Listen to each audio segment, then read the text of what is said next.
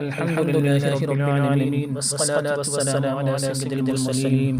عزیزان گرامی، نبی کریم صلی اللہ علیہ وآلہ وسلم نے حضرت صدیق اکبر رضی اللہ عنہ کی معیت میں ساتھ میں جب مکہ مکرمہ سے مدینہ منورہ کے لیے ہجرت فرمائی تو قریش مکہ نے مکہ مکرمہ کے قریش نے اعلان کیا کہ جو کوئی محمد صلی اللہ علیہ وآلہ وسلم اور اس کے ساتھی صدیق اکبر رضی اللہ عنہ کو گرفتار کر کے لائے گا، اسے 100 اونٹ انعام میں دیے جائیں گے۔ سراقہ بن جعشم نے یہ اعلان سنا تو اپنا تیز رفتار گھوڑا نکالا اور اس پر بیٹھ کر کہنے لگا کہ میرا یہ تیز رفتار گھوڑا محمد صلی اللہ علیہ وسلم اور ابو بکر کا پیچھا کرے گا، اور میں ابھی ان دونوں کو پکڑ کر لاتا ہوں۔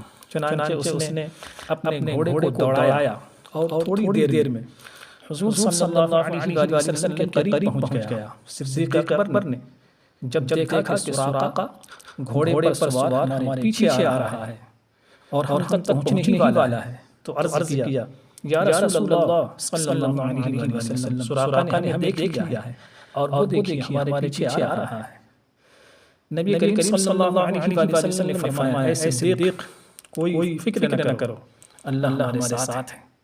اتنے میں سراقہ بالکل قریب آ پہنچا، سراقہ بالکل قریب آ پہنچا تو رسول اللہ صلی اللہ علیہ وسلم نے دعا فرمائی تو زمین نے فوراً سراقہ کے گھوڑے کو پکڑ لیا اور اس کے چاروں پیر پیٹ تک زمین میں دھس گئے۔